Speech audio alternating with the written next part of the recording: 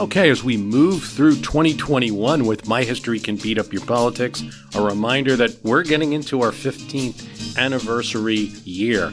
And thank you all who are listening now, whether you've been listening a long time, as some have, or a short time.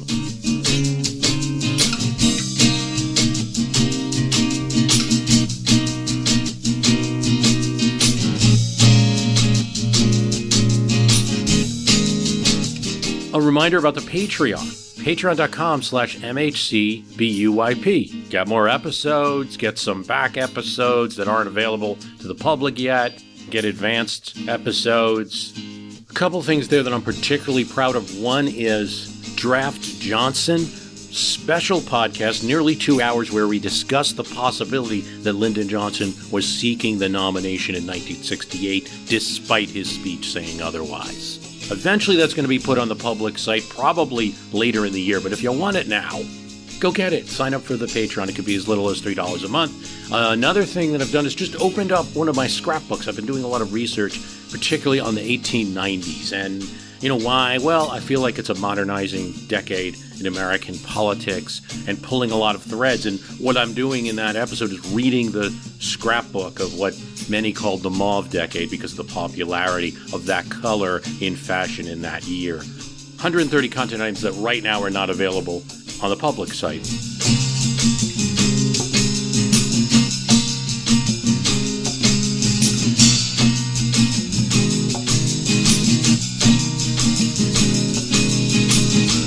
Today, right in time for President's Day, we have Jeremy Anderberg. He is the podcast producer at Art of Manliness. That's artofmanliness.com. It's a men's lifestyle website and also a podcast. He is also the creator and the man behind the readmorebooks.co newsletter, where he has book reviews, author interviews, lots of good stuff, book recommendations. If you like to read, readmorebooks.co. Sign up for that. Give him your email. He'll shoot out that newsletter every Friday.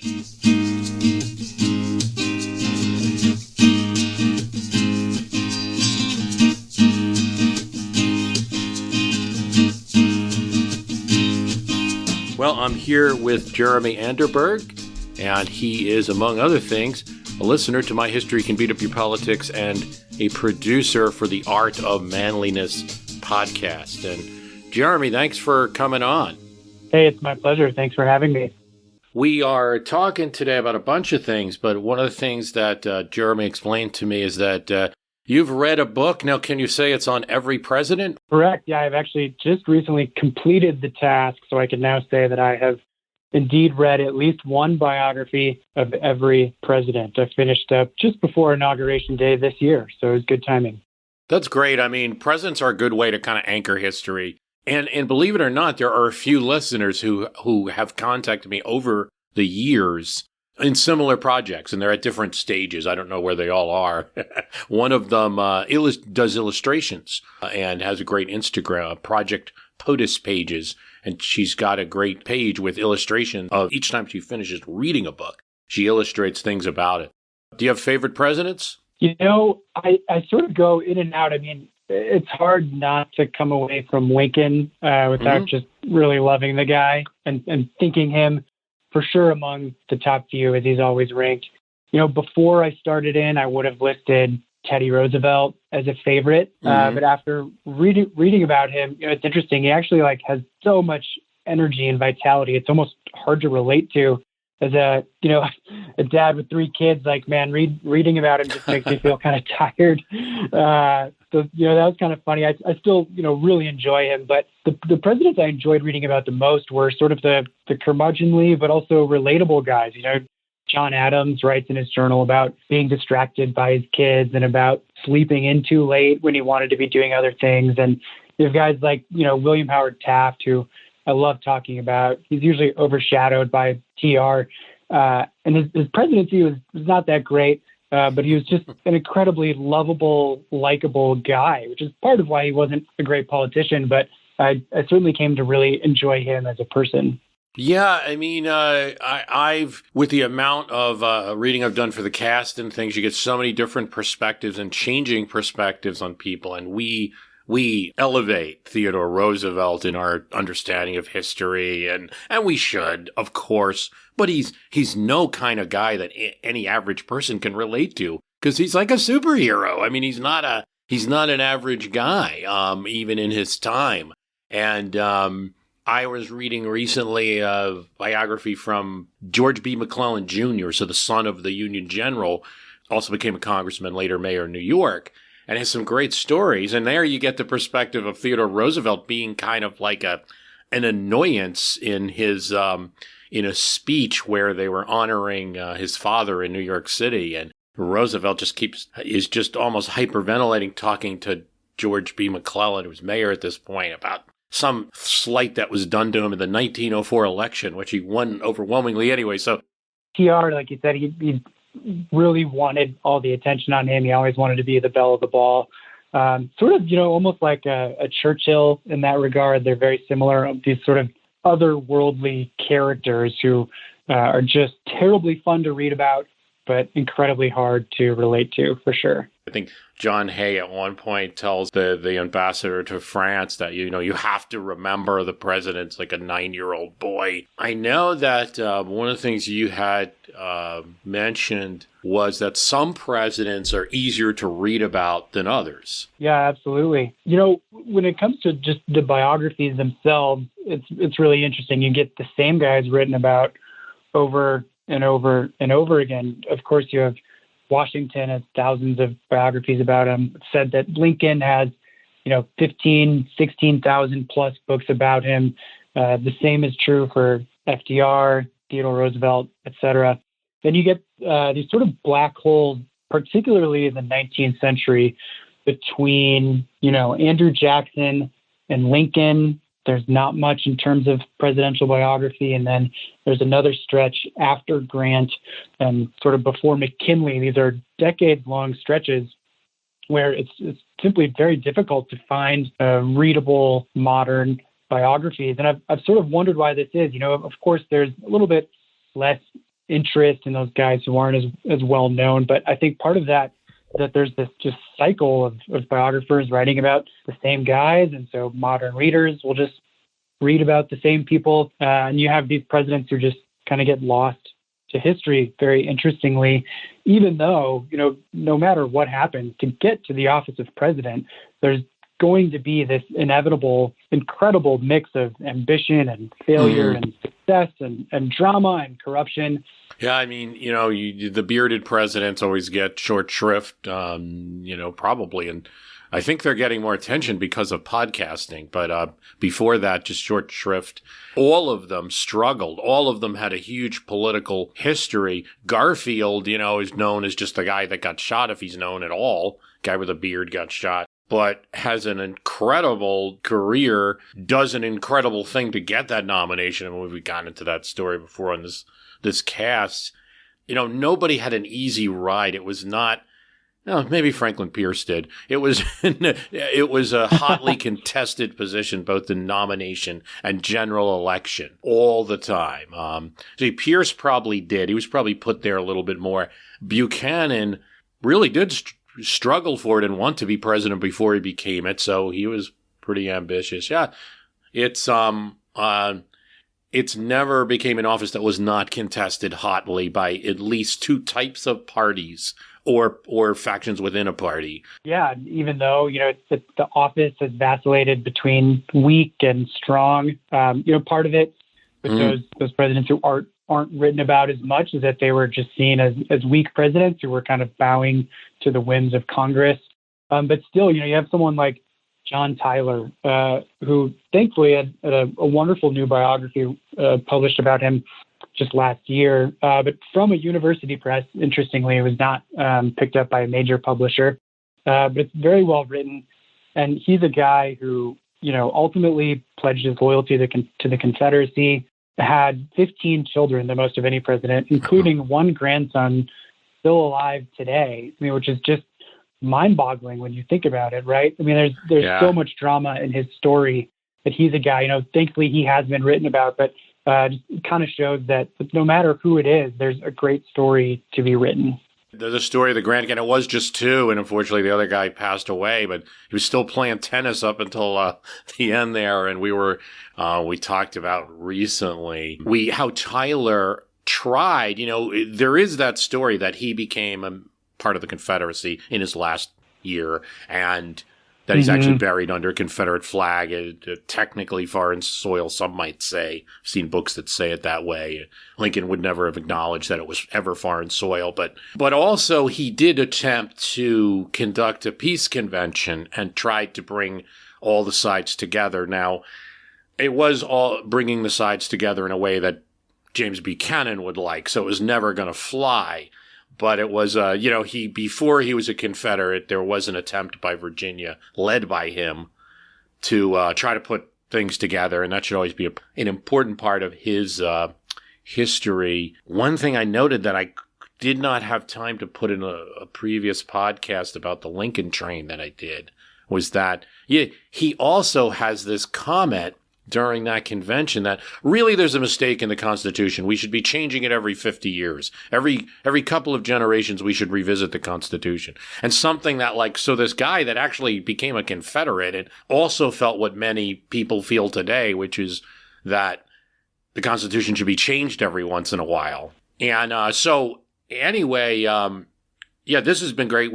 I definitely want to talk to you more about presidents and biographies that you like and everything like that. But let's get into, we'll talk about our top obscure facts about presidents. What do we think here? Do you have 10, 8, 5? What do you think is best? Perfect. Yeah, I probably have, let's say 8 or 9. Yeah. Let's do 8. Sure. So we'll count down from 8, and that'll give you a total of 16. Here we go. And coming in at number 8, Jeremy, what's your obscure fact?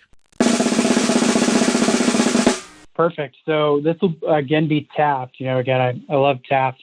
Part of the reason he got into the presidency, decided to go that path versus pursuing a judgeship, which was really his dream.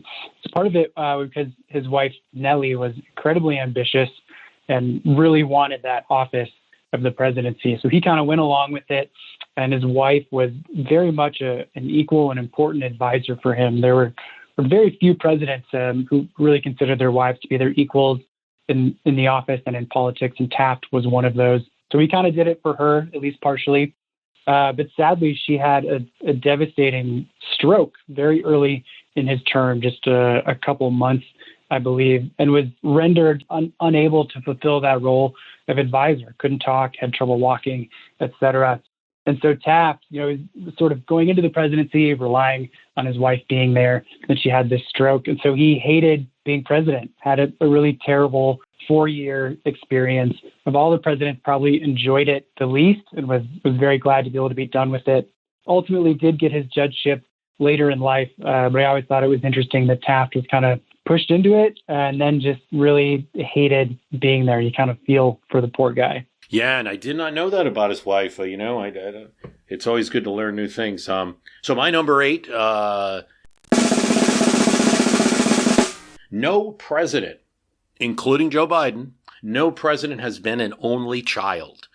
Just a quirk of history. Does it say something about the presidency? Maybe it does. Maybe it does not. That includes Obama. He does have half siblings. It also includes Franklin Roosevelt, who had much older half-brother, James Rosie Roosevelt, who died in the 1920s. Interesting. Yeah. Now some of it's statistics. One-child families have grown over in recent time. And so given the years, especially since we have a president that's so old and the last president was older, we're not getting the youngins into the presidency just yet. You're not experiencing some demographic changes that occurred. So let's see here. Number of mothers who reach the end of their childbearing years with one child doubled from 11% in 1976 to 22 in 2015. So there's more only children. That means it's more likely that this trend will be broken. Yeah, interesting. I'm actually an only child. I wonder if it has to do something with competition. I didn't have siblings to compete with That's obviously, it's certainly a part of elections and campaigning. So, yeah, that's interesting. I think it's a mix, and it's definitely that nature, nurture, environment, what you do, all of those things. Like, Teddy Roosevelt would shame us because he'd always say, like, it's about what you do and that. But it does seem to show something. Now, if you're including like half siblings, it's hard to say. Like, Roosevelt had pretty limited contact with James Rosie, so it's kind of like Franklin Roosevelt almost was one. And so quick run for president, Jeremy, is the answer. Yeah, no kidding. Coming in at number 7, what's your number 7? So I enjoy talking about our presidents with phantom middle names. This is so interesting to me. So both Ulysses S. Grant and Harry S. Truman had middle names that weren't really middle names. So for Harry Truman, the S is truly just the letter S. So his parents could not decide between two middle names that began with S. I believe both were for grandparents. And so they just left it S, just the initial. So he was always just Harry S. Truman. And then with Ulysses Grant, his given name was actually Hiram Ulysses Grant. Famously did not want to have initials that spelled out the word hug, and instead started going by Ulysses Grant. And the S in that one came actually from someone who was writing his letter of recommendation to West Point, and they mistakenly put in Ulysses S. Grant, and he stuck with it for the rest of his life and was a phantom middle name there as well. That's great. Okay. Yeah, I had heard a lot of different things about all of those stories that, different usage of middle names over time and the importance of it and the like. Oh, and there was a whole thing about whether Truman sometimes used the dot, sometimes didn't. I remember getting a question about that. Yeah, so technically it did not need the dot because it didn't technically stand for anything, right? It was just the letter S. But I think throughout his life, you would kind of go back and forth between using the dot or not. Great. Okay, coming in at number 7 for me, Chester Arthur saves New York during the Civil War.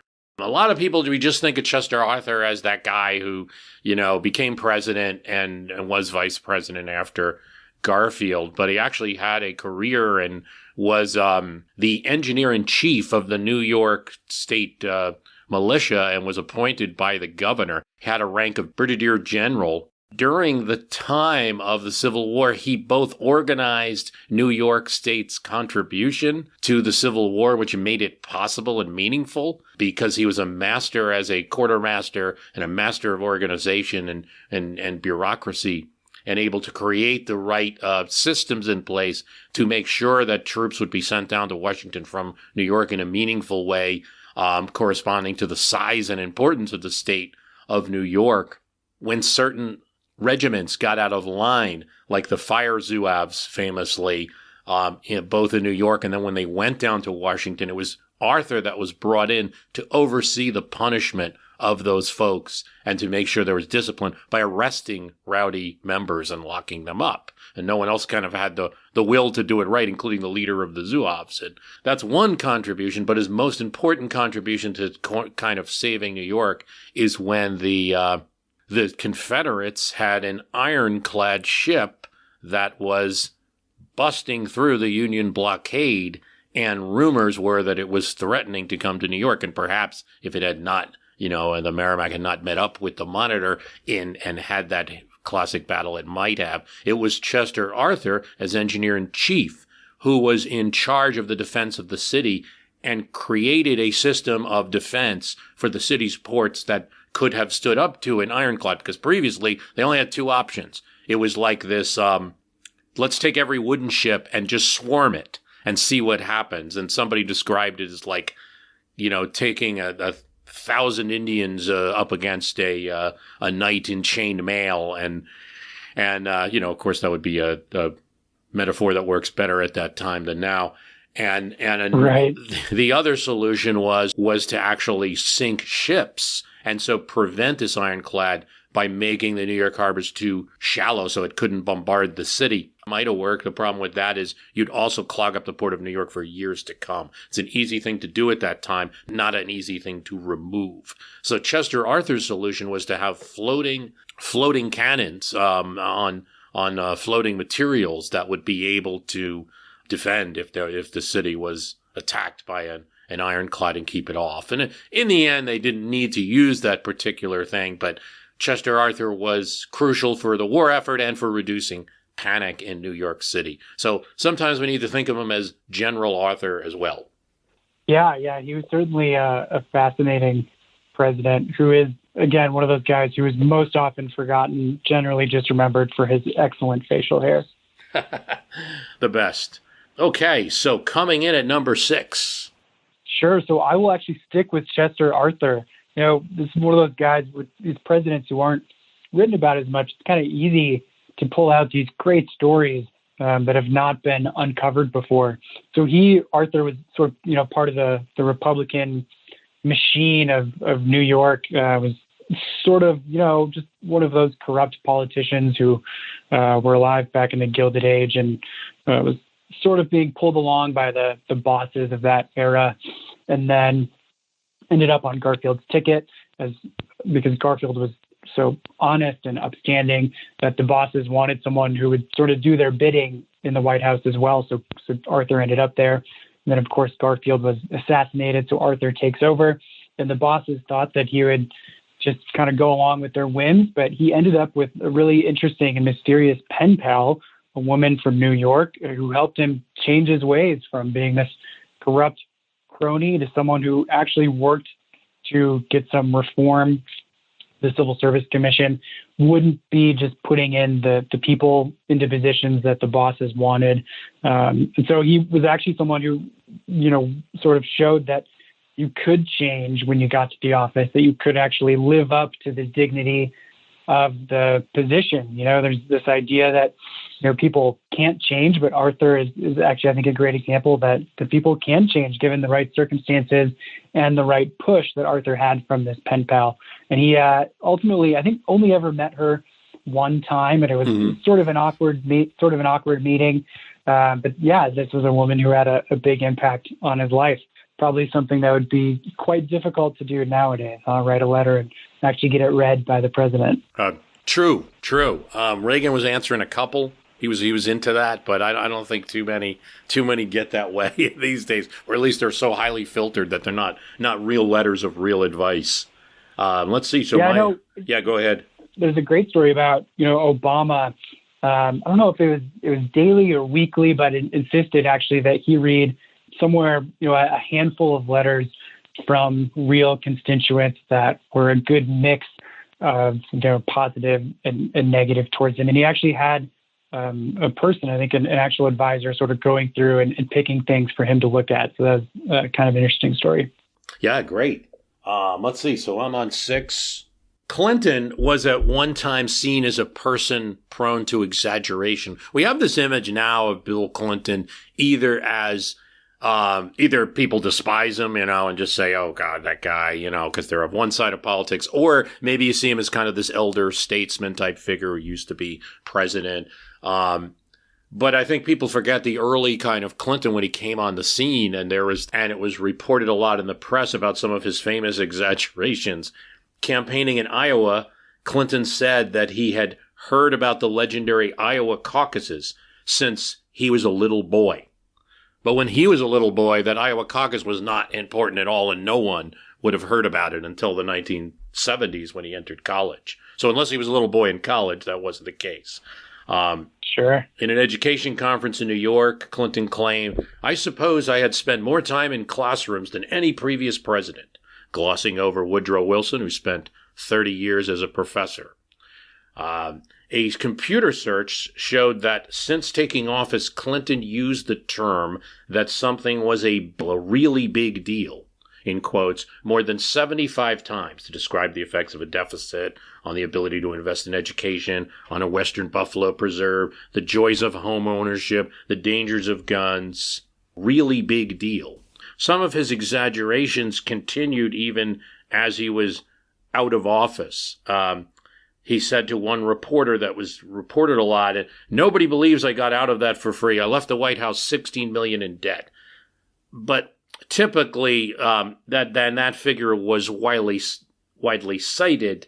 But of course, most of that debt was legal bills that had been paid for by a special legal fund, and eventually with books and speeches that debt was pretty quickly. I think by the time of 2004, so he left office in 2001, the debt was completely retired.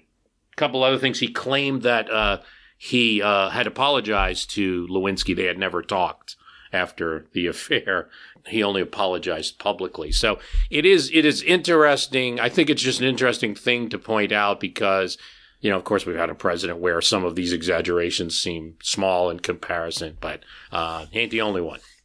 Yeah, for being, Clinton was a political animal from pretty much the day he was born. So it's certainly not surprising that he would learn that skill of exaggeration early on and use it widely. Let's go to number 5. Sure. So, with Tyler, when we were talking about him, we briefly touched on the fact that he sort of convened this, or tried to convene this convention prior to the Civil War. And it kind of shows the importance of ex-presidents. So Nixon was actually the last president to be president during a period in which no ex-presidents were alive. So he actually went through the Watergate scandal with no ex-presidents to seek counsel from, which I think is really interesting. Had there been other ex-presidents alive, whether it was Kennedy or Eisenhower or some of these other folks who succumbed to early deaths, would that have been different? Who knows? And there's certainly a lot made about the President's Club in today's world, especially since, of course, they're getting, just the world's best healthcare and living a lot longer. So it's not likely to happen anytime soon, I imagine. But it certainly goes to show the power of the ex-presidency as well. And yeah, you kind of wonder, would Watergate have turned out differently had Nixon been able to convene with some of the guys who had come before? Oh, it's a fascinating question. That's a good one. Thanks, Jeremy. That's a good one. And it's a fascinating question because one of the things that did occur, there was a little bit on the edges of that, is that the new research has uncovered that, and the tapes have uncovered that they were contacting Lyndon Johnson right before he died, and the Nixon and Haldeman and others, really wanted Lyndon Johnson to tamp down the Democratic Congress in a way that he could, because he had a great influence over the Southern members of the Congress, and the whole Watergate Commission was led by senator from North Carolina. So LBJ rebuffed, and one of the things they actually almost came near to blackmailing him, saying, we'll release things about what you had bugged our plane, or at least the allegations that had happened, and you had spied on us if you don't, defend us in Watergate. And of course, like Lyndon Johnson, the wrong guy to do that to is basically the reaction. But I don't know if he would have been alive, though, longer in 74, say, if he would have been able to broker some compromise. And then, yes, would the others, like Eisenhower, been able to give him advice?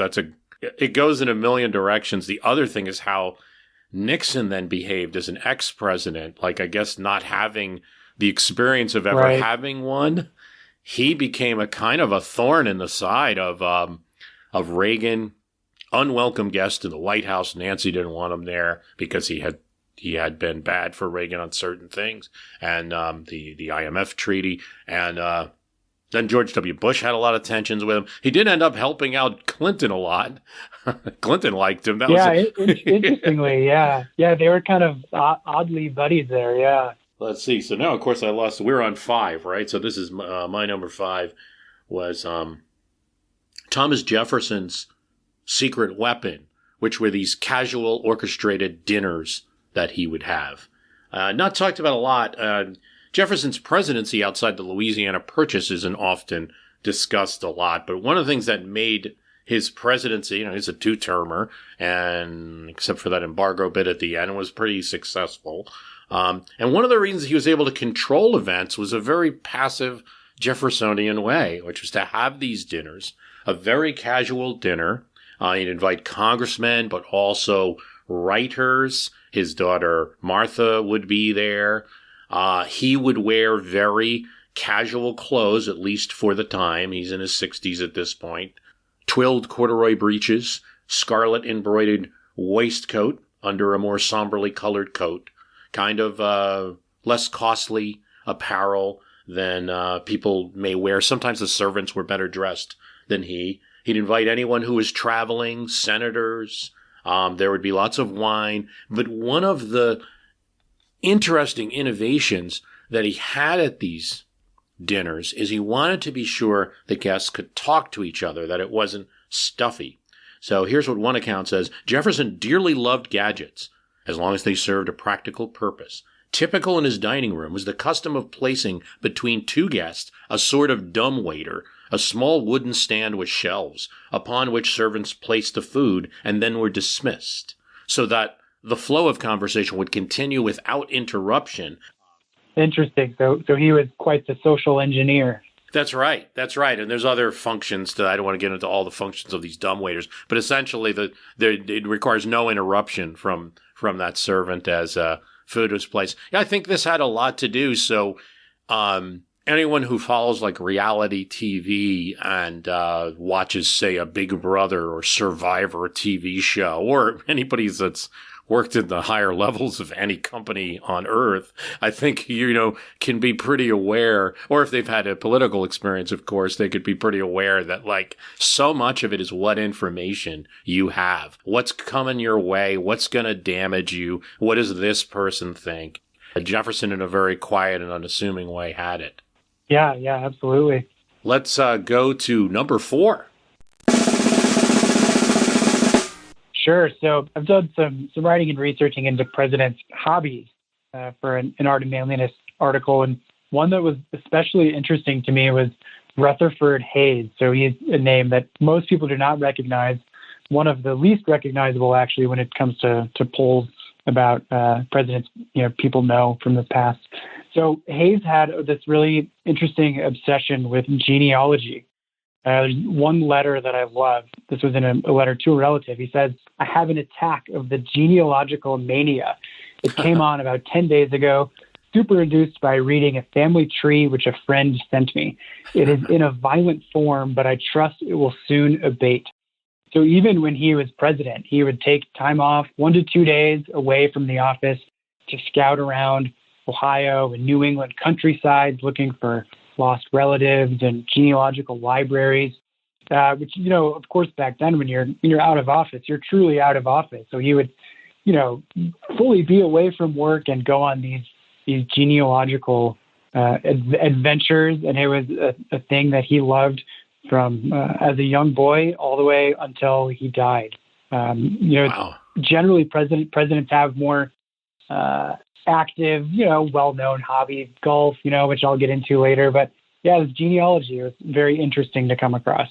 Well, we're all getting into it. A lot of us are going on Ancestry and the like. Yeah, it's certainly easier nowadays. He had to go tromping around dirt roads, actually looking for the houses of the people he's looking for. So yeah, it was certainly a more active pursuit back then. It is funny how everything's so easier. Even historical research is easier, right? I mean, I've always said, I wouldn't be able to do the podcast that I do without the internet. I mean, it would be so much harder. So that was number 4. Let's see. So number 4 is, I don't know if a lot of people are aware of it, but McKinley, as governor of Ohio, signed an anti-lynching bill that was progressive for its time and was an inspiration to other states. You think about Ohio. Now, McKinley's going to become governor in the 1890s. This is the position that he holds before he's president, but after he's in Congress, he passes a tariff and then is voted out of office, then is voted in as Ohio governor. Think of Ohio, it's a northern state, and you don't think of it as one where lynchings would occur, but sadly it was. His legislation that he signed, it was something that he pushed hard for, and generally, having served in the Union Army during the Civil War, McKinley took the cause of African-American emancipation, their later voting, and their rights very seriously. Yeah, that I assume that had to have been among the first anti-lynching measures. Do you know? Yeah, you know what? Maybe I'll come in and do an edit on it, 'cause I'm pretty sure it was the first significant state to actually pass one. Okay, from the editor's desk, the Smith Act named for Harry Smith, who was an African-American state legislator from Cleveland, Ohio, also supported by Governor William McKinley right at the time, as he's one of many names being mentioned for the presidency. The Smith Act allowed victims of lynchings and their families to sue county governments. Victims could also sue for up to $1,000, while family members were permitted to sue for up to $5,000. The bill resulted from at least 6 lynchings of African Americans in Ohio during the 1890s. I haven't been able to determine if it was the first of any type of law. What I do know is it was the first law with teeth. It was the most stringent anti-lynching law in the United States at any state at the time.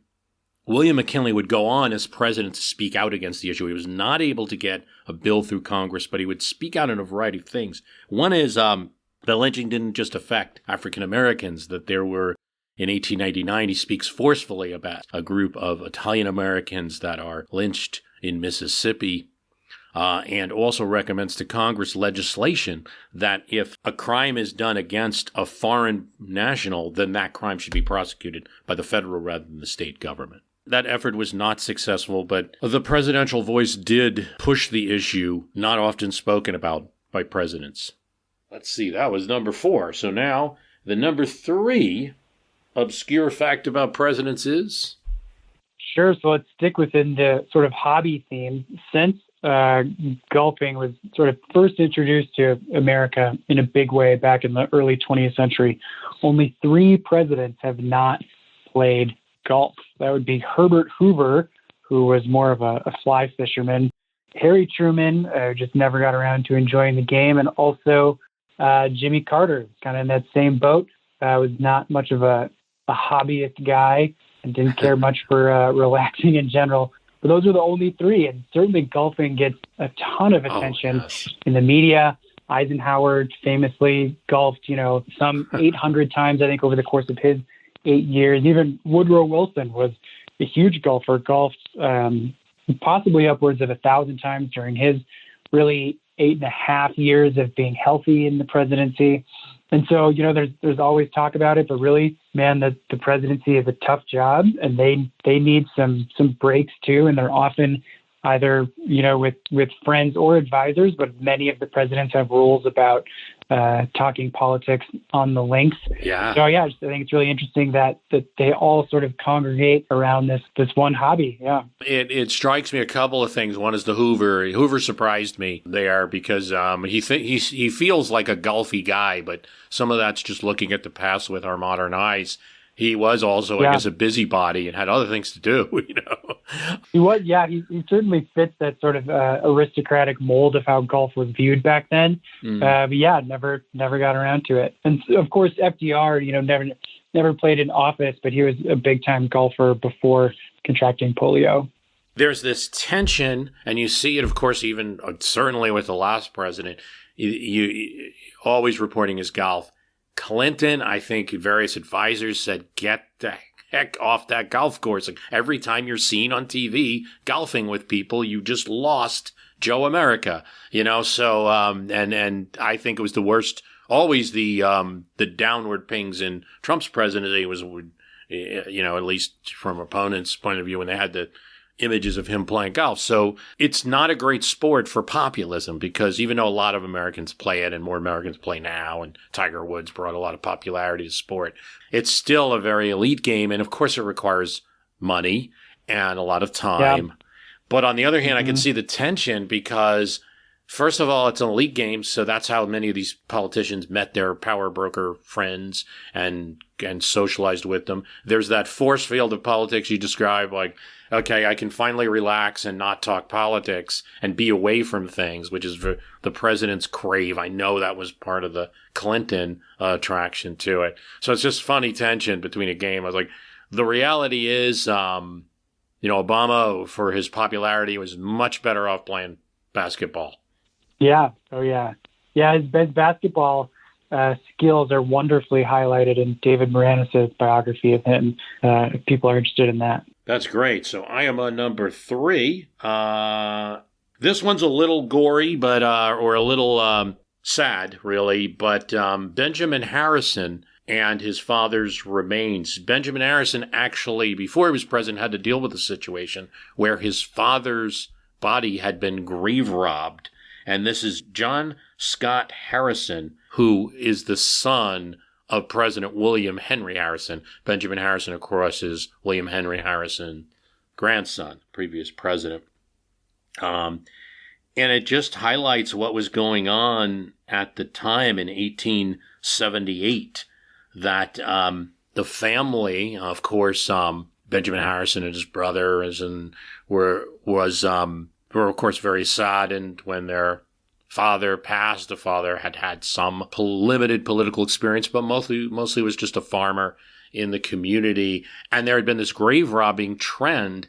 And so they took steps to both encase the body in cement and also to hire a watchman to watch over their father's body. When then they hear about this other case where a grave had been robbed, and Benjamin Harrison and the brother go to actually Benjamin Harrison's brother. And so what was going on is there were grave robbers who would take bodies and then sell them to the local medical colleges for money. And the money was such that this was quite an enterprise, and people had to take steps to protect. Benjamin Harrison's brother is helping out with another case, goes to the medical college. They start looking at the recent bodies to try to see if one had been, and then lo and behold, there's his father. They just buried the day before. Oh, fascinating. Now, the watchman could not be found. They somehow got around they think the watchman probably was involved. He could never be found again. They think they got around the cement and everything like that, and were able to. Harrison had to go deal with the medical college, see his father reburied, and it became the one thing that occurred from it is that Ohio, Indiana, Illinois, Iowa, and Michigan updated their anatomy acts to include stringent prosecution of gravediggers and to authorize the use of unclaimed corpses that the state had for the medical colleges, so that they would not go pursuing this illicit channel. Interesting. Yeah, grave robbing is certainly an interesting little piece of American history. Back then, medical students often had to provide their own bodies. It was in this weird way sort of encouraged, to go grave robbing. Yeah, it's really interesting. Coming in at number, and I guess it also adds a streak of, why did I find it interesting too? It adds this streak of misfortune in Benjamin Harrison, who became kind of one of the more, have one of the more unfortunate presidencies. Yeah. So we're coming in at number 2, most obscure fact, presidential history. Talked about Martin Van Buren. So he is largely forgotten today, came right after Andrew Jackson, was sort of his heir apparent. And he is largely responsible for today's two-party system. So before that, you had a lot of really regional coalitions. There was not this grand political organization. And so you had folks who weren't necessarily, winning majorities in the popular vote. There were, issues with the electoral system, of course. So Van Buren comes along. He's a really brilliant politician, was sort of one of the first career politicians, actually, and came to realize that a national organized political party would have much better success winning elections than sticking with these regional factions. So he got all the state parties together and worked for Andrew Jackson. Of course, didn't get him in on his first attempt. I believe that was 1824 when John Quincy won. But then later got him into office twice, and then did not win his own reelection bid. But that two-party system has remained today. He sort of realized that, even if concessions have to be made, we will get the larger part of our priorities accomplished by doing it this way versus breaking down into smaller and smaller interest groups. So, he's a name, again, who's not well known, but it's someone who is deeply responsible for how our national politics play out even today. Old Kinderhook. Yeah. Created the two parties. Yeah, it is. That's fascinating, because absent that, You could have had more fracturing, more local parties, and the Whigs really had a lot of local elements. Obviously, all the parties split in 1860. The Democrats aren't able to hold on to Van Buren's old tradition that year, but they do come together after the war again and have a fairly consistent party. Yeah, it's very interesting to see that Van Buren, who gives you really like the kind of RNC, DNC, if we assume the RNC were inheritors of a lot of the Whig and Free Soil. Interesting times. Yeah, I'm sure there could be 20 of them about Van Buren, but we only have 8 to talk about. Yeah. He's a really interesting guy who certainly is someone who deserves a fresh biography, definitely. My number 2 is James Monroe meeting Napoleon and being the only U.S. president to have actually met. And I'll talk about that, met Napoleon. And it's interesting. James Monroe, of course, is the envoy to France. And while Napoleon is leading France, and early on in Napoleon's consulship, James Monroe meets him. And at this time, there's a lot of optimism about that relationship, but perhaps a little bit of caution because Napoleon, after all, has trampled over many armies and countries and united France in a way. He describes the meeting between James Monroe himself and Napoleon. After dinner, when we retired to the salon, the first consul came up to me and asked whether the federal city, Washington, D.C., grew that much. I told him it did. How many inhabitants has it? It is just commencing. There are 2 cities near it, one above, the other below on the great river Potomac, which 2 cities, if counted with the federal city, would make a respectable town.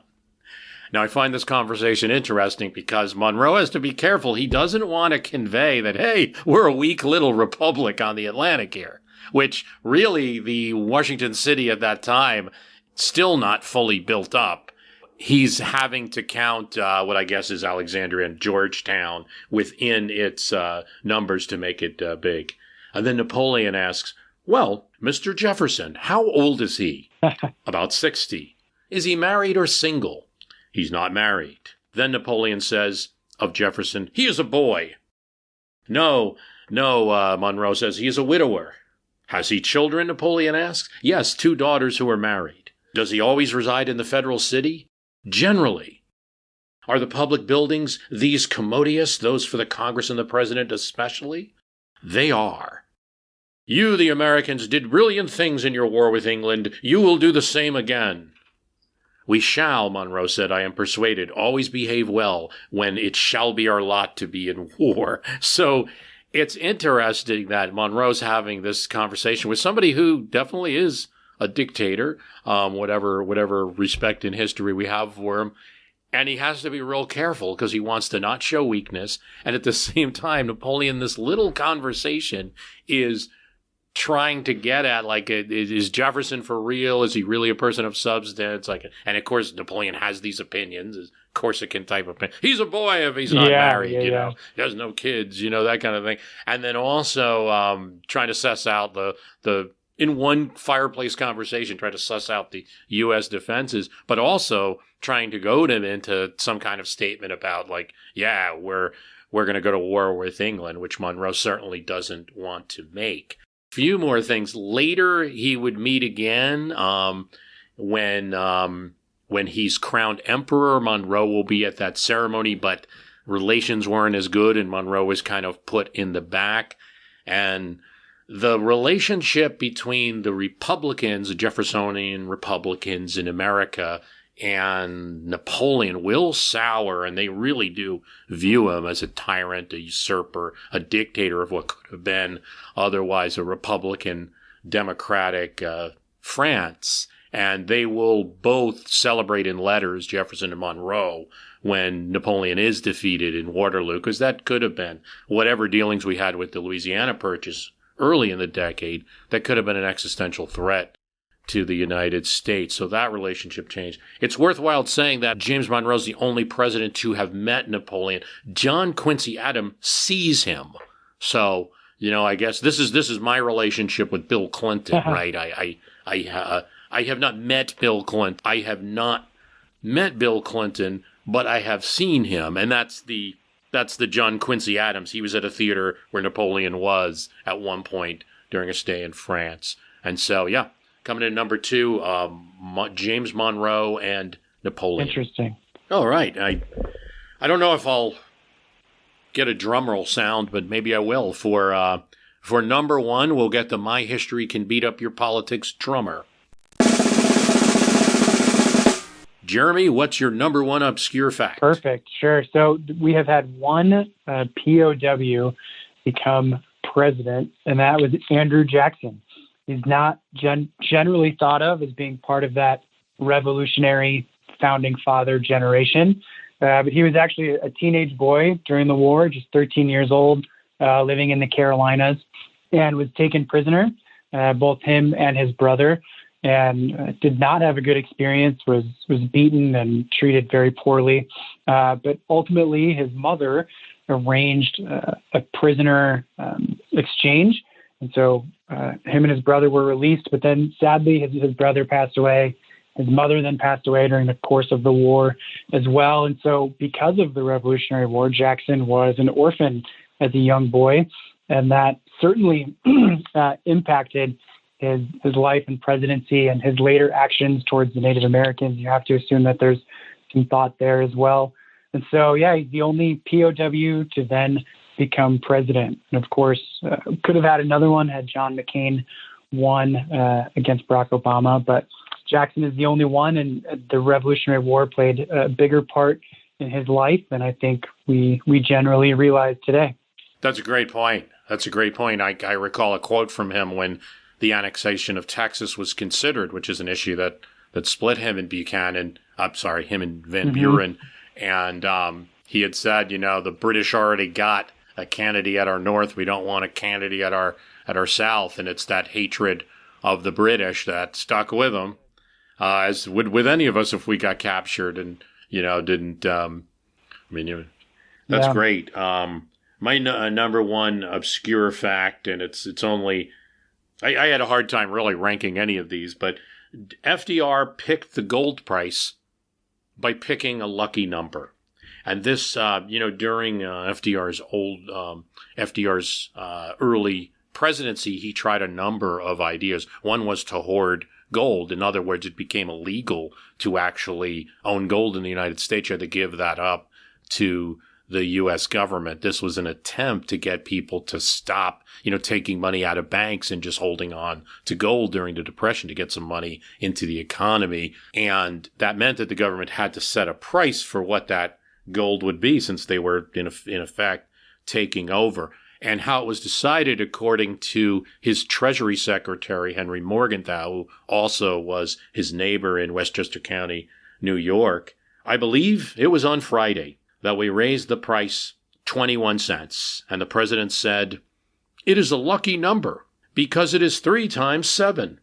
If anybody ever knew how we really set the gold price through a combination of lucky numbers, I think that they really would be frightened." That's marvelous. Yeah. Anyway, so there it is. The political magician. I think we see the New Deal as, a kind of like, brilliant masterstroke to fight the economy. Actually, it was about, at minimum, 30 different things that were being tried. And some of them may have worked. Some of them may have felt good at the time or helped people at the time badly needed that help. And some may have not have worked. But a lot of it was even somewhat contradictory, like hoarding gold and that are somewhat. Yeah, I think people would certainly be surprised to learn just how much of American history comes down to just random chance. Things sort of fall in line, or decisions sort of get made by default. And there are a lot of big things that have happened that certainly were not necessarily planned out. Didn't necessarily happen just the way that they were expected to, for sure. Well, this is great. These are all little factoids, too, that I think I end up showing up on various My History episodes where they're appropriate. Did you want to share your bonus one that you had, or is it worthy? Sure, yeah, I can do that. So, the other, kind of back in this hobby realm, just so fascinates me how presidents spend their spare time. And Herbert Hoover was a master fly fisherman. He was a guy who grew up in the woods of Iowa back before it was all farmland, and became really an avid outdoorsman. And both him and his wife traveled the world and had these really interesting outdoorsy pursuits. And he really leaned into the fishing. So post-presidency, he even wrote a book called Fishing for Fun and to Wash Your Soul, which I think is just a wonderful title. You kind of get the idea of the impact that fishing had on his life. And there was even a senator, I believe a modern senator who studied his life, who said Herbert Hoover was never more at peace than when he was standing in an Oregon stream in search of rainbow trout or trolling off the coast of Florida for fighting fish. Public service was his vocation, but fishing was his respite from a hectic world. It just, goes to show that, man, the presidents are people too, and they have interests and hobbies just like we do. Yeah, and certainly, I think like Hoover's one that needs to be humanized. Yeah. He needs a friend in history. It's not that we can't be rightly critical of some of the steps or lack of steps around the Great Depression, but he's somebody that really was a lot more human than the reports reveal. Yeah, if I had one that was a bonus, I'd also go with Hoover, and that one of Hoover's last moments of his presidency was convincing his own secretary to not withdraw money from the banks. Everyone was withdrawing money from the banks, including Hoover's own secretary. And he writes this note like, please don't take your money out of the banking system. The Riggs Bank in D.C., which is still there, is a good bank and very liquid. Don't worry. Of course, his own secretary did have to withdraw that money. He was just too afraid during the panic that beset him at the last days of his presidency. Well, this has been great. What do you have certain favorite biographies? What would you like to say about those? Sure, yeah. So I actually have on President's Day an Art of Manliness article going up about my 10 favorite biographies of all of those that I've read. So I won't give away all of them here. They can go check that out at artofmanliness.com. But it certainly includes Ron Chernow's biographies of George Washington and Ulysses Grant. I will say, he appears on almost any list like this for good reason. His books, they're not necessarily easy reading. They do take effort and certainly an investment of time. But the way he penetrates the psyches of his characters is, I think, unmatched among presidential biographers. And his books, all of them are well worth reading. I actually think Grant is his best of the bunch. So certainly give that a read. It's impossible to not include the Edmund Morris TR trilogy in that list of favorite books. Of course. If anyone just passed away recently. Yeah. Yes. Oh no, was that him? It was. Yep. Just last year. Yeah. And it takes a very special kind of writer to capture TR's vitality and energy. And Morris did that in spades, and certainly Candace Millard also does in River of Doubt. So that's on the list. I would actually, this isn't on my official top 10, but I would put Kenneth White's book on Hoover near the top. Really humanized him in just a fascinating way. And it turns out Hoover, is one of the real heroes of World War I. And though we like to lay the blame of the Depression on him, it just, it turns out that there are greater forces at play than just the one man in the Oval Office. And so I think that is a great book to provide context for Hoover's life and decision-making. As I look at my list, that's great. Look at my shelves here. I really loved Robert Dowlick's biography of John Kennedy, An Unfinished Life. For all the books about Kennedy, there are surprisingly few cradle-to-grave biographies of him. You have all these other sort of ancillary characters, other Kennedy family members, but for just a kind of a traditional biography of JFK, there just are not that many. And I think Dowlick did a great job uncovering, just how big a deal those medical issues were, the, regrettable personal life stuff, and then also sort of how he came into his own as a real leader in those, especially those last few months of his life. So those are a handful of must reads for sure. Yeah, those are great. I mean, and I haven't even read all of course, the Ed Morris and the Chernow's, but the others have to pick up. Great stuff.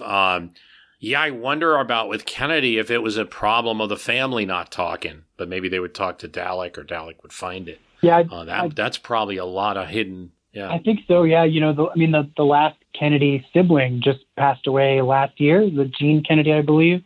So there was certainly, family around to kind of say no to access to family records and things like that. So I am sure that is part of it. And I know Dalek did a ton of research, particularly into the medical realm, and did as much as he could. There's still a lot of classified top secret stuff with Kennedy as well. So we'll see if we ever really get to the definitive, insider Kennedy bio. We'll see. There's a number of presidents, Martin Van Buren, where their letters were burnt. Yeah. And this is just a thing. Like, I guess we're not going to be able to do this. I guess if we live in France, we're allowed by law to disappear. But for Americans, I don't think we'll ever be. There's so much on all of us, and letters sent and stored in servers. Yeah. But I guess back then you could do that sort of thing. I guess that's a little bit of a challenge with some presidents. It is, yeah, and I think there's definitely a few where just all the letters, all the documentation was burned. It was pretty common to burn one's letters back then. I think Millard Fillmore might have been in that camp. He is sorely in need of a new biography, but it's just hard to come up with that inside, personal life to write something interesting. So it definitely plays a role. Yeah, but now, it has to be easier than ever. You think of just the way that Trump lived on Twitter. I mean, how easy is it going to be to kind of write about that presidency? It certainly only gets easier. And everybody writes books. The Bush presidency, everybody. I got a book. You got a book from his press secretary. Some of them before he even leaves office now. So there's so much. I had a conversation with Thomas Oliphant about Kennedy. Sure. And he said, you have no idea the buckets and drawers of papers that some future generation has to go through because we don't have time. Like, there's maybe artificial intelligence will be able to do it better because all of these things that they found and looked through and found different takes on things from actually reading the letters. Like, one of them was that Kennedy was really pushing back on the press, like in a way that, say, a Trump did publicly. He was doing a lot of that privately, and so was Robert Kennedy. Like, don't write this letter. How dare you, attacking columnists and things. Again, not publicly, which does change the dimensions a lot. But they found a lot of papers and just a lot of things that there's so much more paper on presidents and from his time out than you get on the others. Yeah. So that's interesting. It's certainly why Robert Caro had spent 50 years writing about Lyndon Johnson, because one of his defining mantras is turn every page. So Caro spends years in the Lyndon Johnson library, literally reading millions of pages of papers. I mean, it's mind-boggling to even think about the undertaking that is. He keeps this humble because I think he keeps us humble because he's found so many things. Yes. And he's proven things or disproven or put things back into doubt. That all the stories we have about presidents, we have to check ourselves. I have to do it. We all have to do it. Like, it's fine to tell a story and we go with what we know, but it's keeping a little bit of doubt that, hey, it could be we're listening to political opponents. Is there anything else that you were like, oh, I wish I brought this up? I just interestingly, so in the course of this project, I started back in 2016. After the election of Trump, I was just sort of intellectually curious about, how did we get to here? How did the presidency get here? Does it matter? Things like that, right? Are there traits that make good presidents, bad presidents, et cetera? So I didn't plan it to sort of encompass, the one 4-year term of the presidency. But of course, as the 2020 election approached, I found some urgency in the project and decided to finish before Inauguration Day. In that time, I had 2 kids. Back in 2016, my first kid was just a year old. So I'm sort of always thinking about the role of fathers when it comes to presidents and what kind of fathers the presidents were. So personally, it was really moving to see sort of how ambition always requires personal sacrifice. And there are really only a handful of presidents who were good fathers, right? And they would sort of admit that they missed a lot because of their role. And so as a dad, I was really thinking a lot about, okay, certainly I have ambitions, but what's the grand importance of that compared to being there for my kids, to being a dad?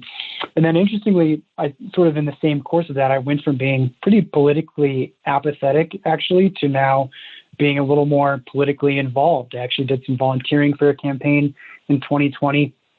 And I really came to see that politics do matter, that in the grand scheme of things, when it comes to social movements, that the real change almost always happens through politics. And so there were really some interesting, real personal changes that came about from this project that I don't think would have happened otherwise. That's great. That's great. And Jeremy, anything else that you want to mention? Like Art of Manliness. I know you're a producer for that podcast. Maybe some of our listeners would like to hear more about that, or do you have any blogs or books or anything else? Yeah. So my day job is with the artofmanliness.com. That's artofmanliness.com. And we're also a podcast, just kind of a general men's lifestyle magazines. We do a lot of how-tos, a lot of history, philosophy, music, and books, all kinds of fun stuff. So people can check that out and find all of my writings there. I also have a weekly bookish newsletter that can be found at readmorebooks.co. That newsletter goes out on Fridays, and I do book reviews and author interviews and lists, all kinds of fun stuff like that. So readmorebooks.co. You've heard it here, so check that out. Jeremy Anderberg, thanks so much for coming on My History Can Beat Up Your Politics. Hey, thank you. It was a real pleasure on my end.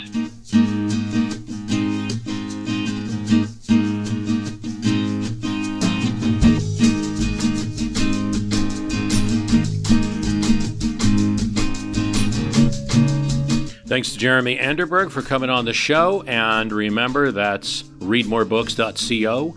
And a reminder about the My History Can Beat Up Your Politics Patreon, patreon.com/MHCBUYP. Thanks for listening.